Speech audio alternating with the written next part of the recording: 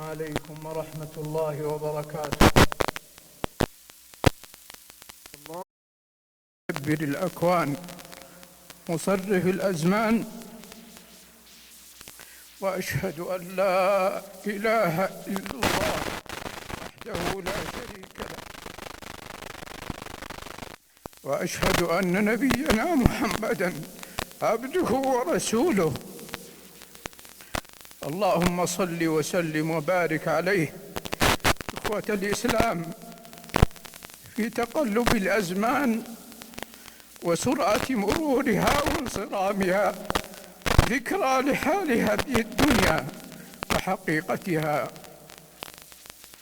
فهي كظل زائل أو سراب راحل، جديدها يبلى وملكها يفنى، سرورها لا يبقى. قال جل وعلا: يا قوم، عن مؤمن آل فرعون أنه قال: يا قوم إنما هذه الحياة الدنيا متاع وإن الآخرة هي دار القرار. وعمر بن عبد العزيز يقول: أيها الناس، لكل سفر زاد، فتزودوا لسفركم، تزودوا لسفركم من الدنيا إلى الآخرة بالتقوى. يذكرنا بحقيقة غائبة عن قلوبنا: تزودوا فإن خير الزاد التقوى. لقد ألهتنا هذه الحياة عن دار القرار، وفي استقبال الأعوام مدكر، وهذه أول جمعة من عام جديد حل بنا سريعا، فينبغي أن نتخذ من ذلك لمحاسبة نفوسنا وتقويم أحوالنا، لما ينفعنا في دنيانا وأخرانا. يقلب الله الليل والنهار، إن في ذلك لعبرة لأولي الأبصار. علينا أن نراقب أنفسنا وأن نراجع ذواتنا، فننظر ماذا هل نحن في استقامة على طاعة الله فنزداد، أو مقصرين ومقصرين، ونتوب إلى الله جل وعلا قبل فوات الأوان. يا أيها الذين آمنوا، نقرأ هذه الآية فلا نقرأها بعمق. يا أيها الذين آمنوا اتقوا الله ولتنظر نفس ما قدمت لغد واتقوا الله إن الله خبير بما تعملون.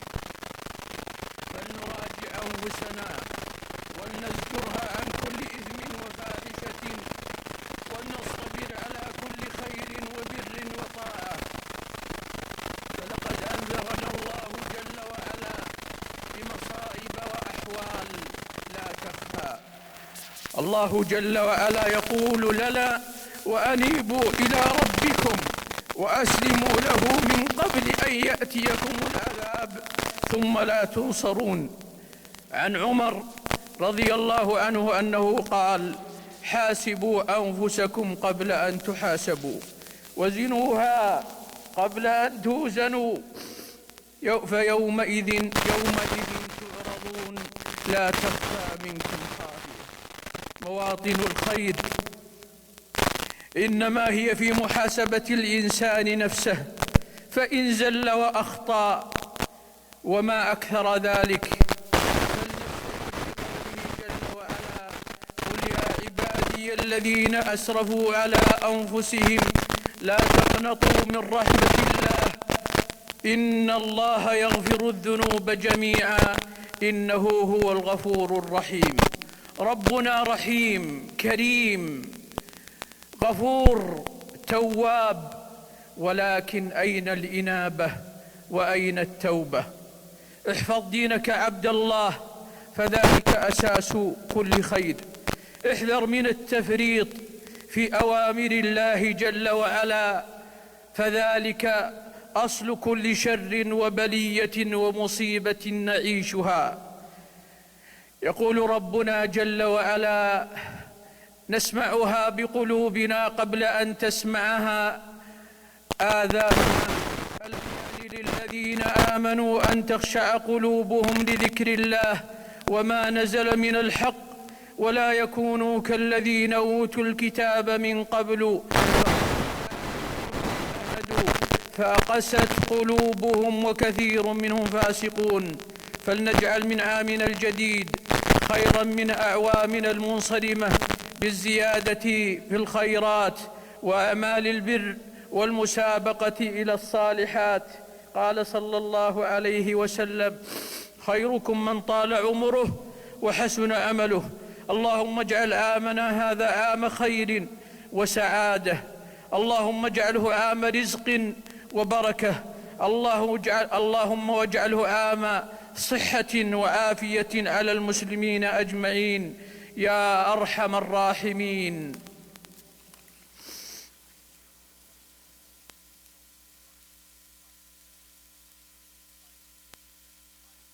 الحمد لله وكفى، وأشهد أن لا إله إلا الله وحده لا شريك له في الآخرة والأولى، وأشهد أن نبينا محمدًا عبده ورسوله المصطفى. اللهم صل وسلم وبارك عليه وعلى آله وأصحابه.